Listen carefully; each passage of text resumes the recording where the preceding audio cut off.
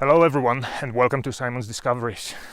Today I brought you with me on the Pacific Crest Trail. Right now we are on Glen Pass at about 12,000 feet elevation. Pretty thin air, especially for somebody who hasn't been here in a while, and I just drove up from essentially sea level.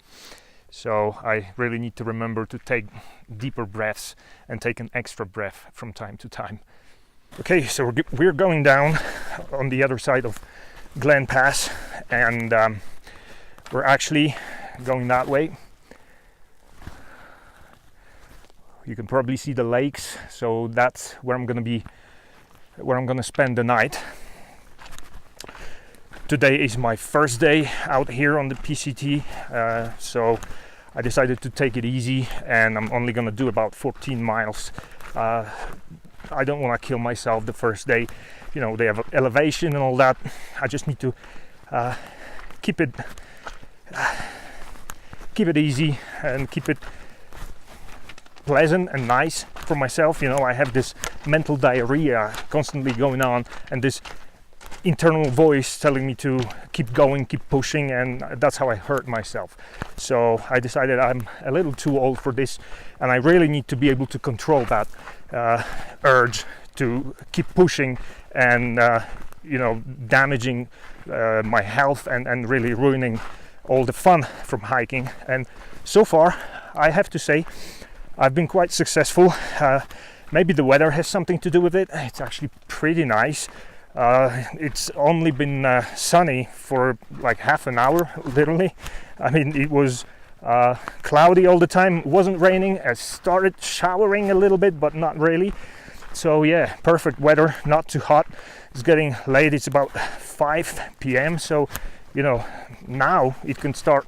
I mean, I don't mind if the sun comes out for a couple of hours by the end of the day, because it's definitely not going to be very hot. And it looks like it's not going to be raining anymore, so it's all good. I guess that really helps to keep my spirit up, and yeah, I think I'm doing a pretty good job, at least for now, the first day. So let's see how it goes. Hopefully I won't kill myself after 2 or 3 days like I usually do.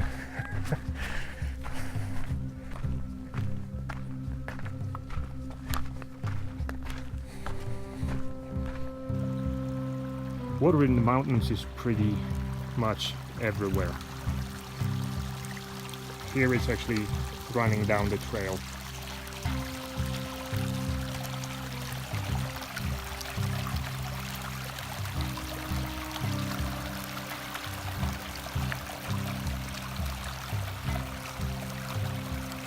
So this is what happens after a foggy night. And this apparently has nothing to do with your tent, with your bivvy, or anything. As you can see, even the ground is wet. So there's essentially dew sitting on everything overnight, and in the morning everything is wet. There's literally nothing you can do about it. No tent or bivvy construction is going to help it. Like you can see, this was outside, so it wasn't even warm, but it still has droplets all over it.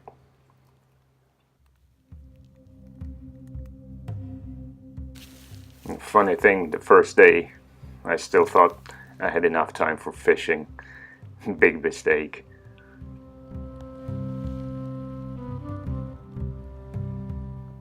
Alright, day 2. We're under 10,000 feet.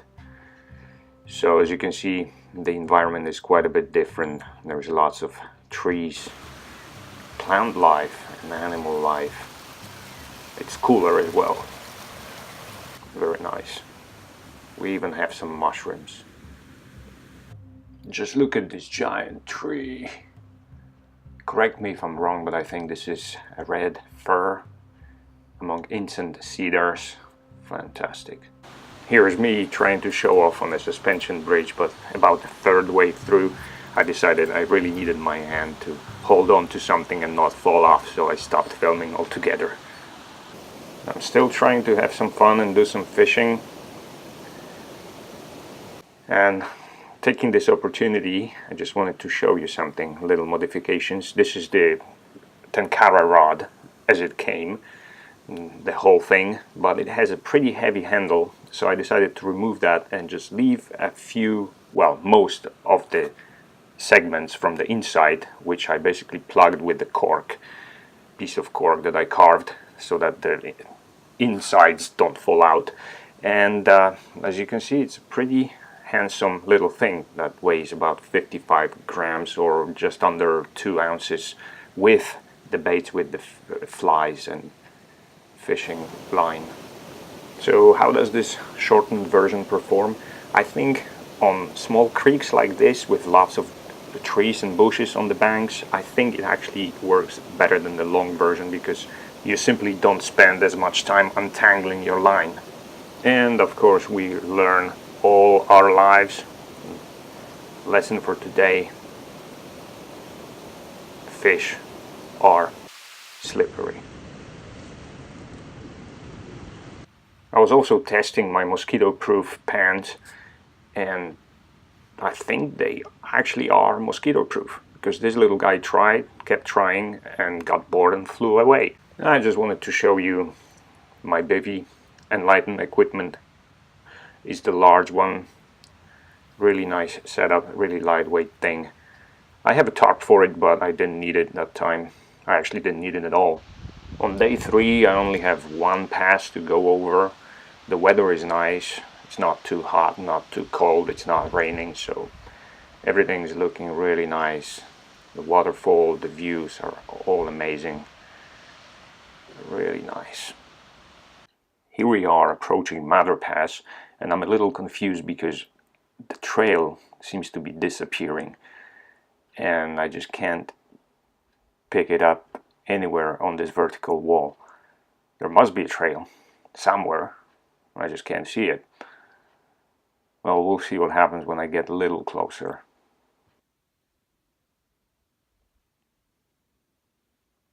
Well, to be fair, you can't even see it from above. It's very well camouflaged among those rocks. Well, it's definitely there. I got up here somehow.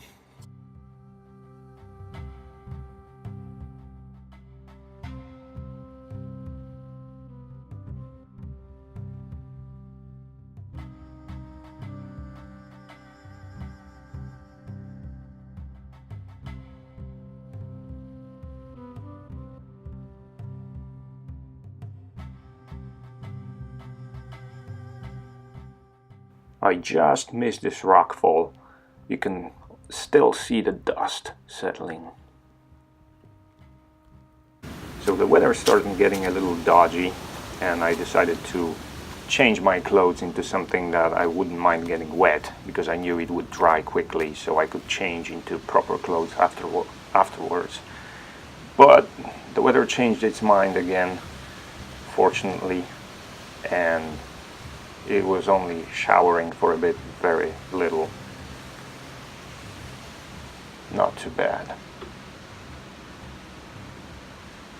And the famous igloo-shaped hut on top of Muir Pass. Incidentally, it's a very smart place to put a shelter, because this seems to be a real magnet for bad weather. It rains here almost every day. It was hailing up here. There was some kind of hailstorm last night. Fortunately, I was able to avoid that. But the weather up here is usually very nice, just like you can see right now, up until about 1 or 2 p.m. So good planning is very important.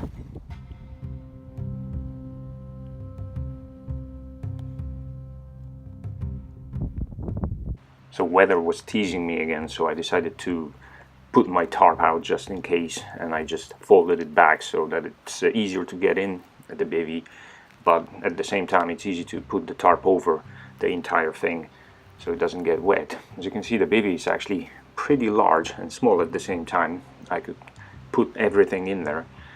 But the weather changed its mind again, fortunately, so I didn't have to use the tarp.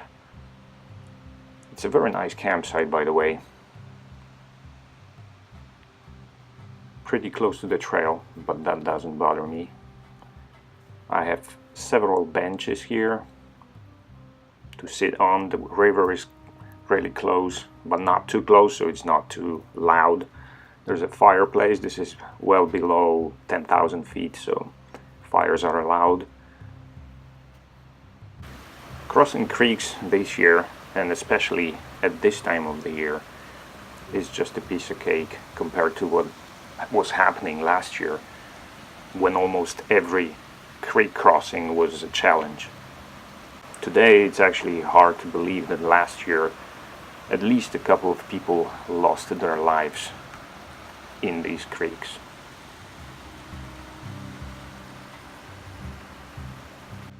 Most of the trails in the Sierras seem to be really steep and rocky, and that really slows you down. So these relatively flat and soft parts here and there are a really nice and much needed break. You know what this is? This is a mammoth tree. Yeah, that's what I call this. I just looked at it and I knew this was a mammoth tree and that I needed to film it.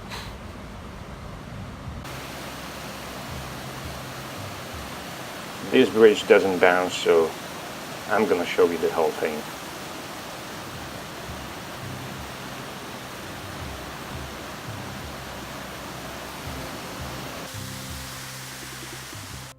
This, I believe, is the smoke from the lion fire.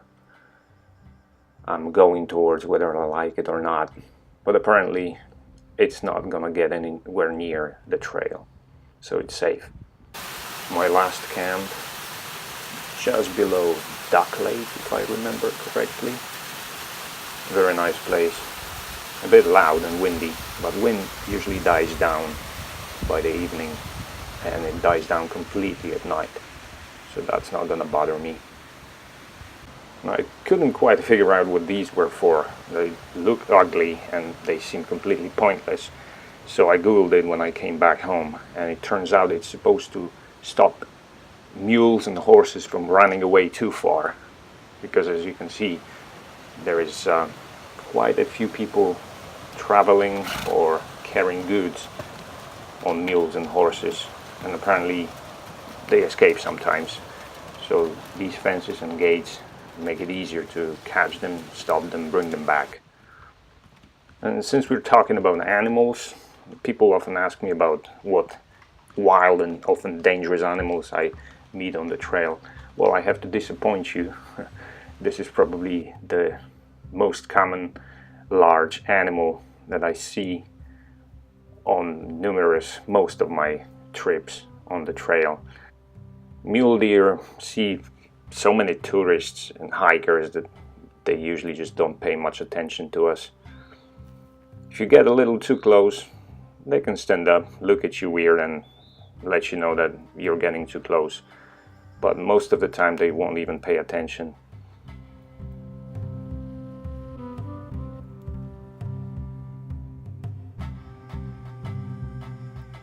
And this is the first colored deer that I've ever seen. There must have been some kind of study going on there.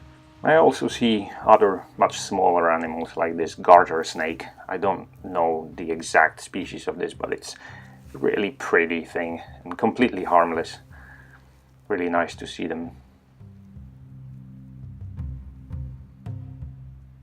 Of course, lots of fish like this brook trout.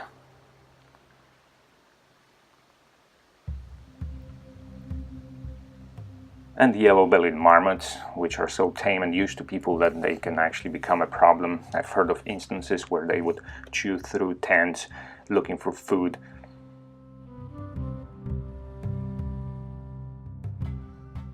Smaller rodents are a lot more difficult to film on the go, like this pika, which is really fast, but it's also really cute.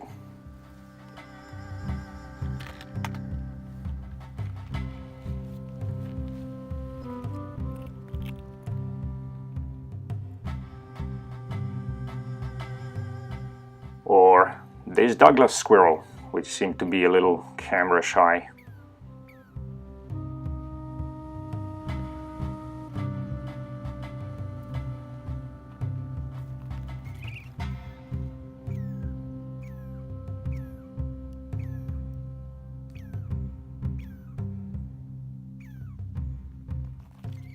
Yeah, it was actually easier to film this gray-crowned rosy finch. Large animals like this female sooty grouse tend to be a bit slower and, I guess, less afraid of people, easier to film. And that's pretty much it. I wasn't able to film much more due to time constraints, and I was also running out of batteries. But before we go, I still want to show you something really interesting. The end of my trip. My trip ends at Devil's Postpile, which is a very interesting rock formation. But I still have a good few miles to get there. So let's see what we can find along the way. Like this wild gooseberry. I wasn't brave enough to test it myself. I only suspected what it was. Didn't want to try if I'm actually right. There was also some wild currant next to it, which I didn't test either.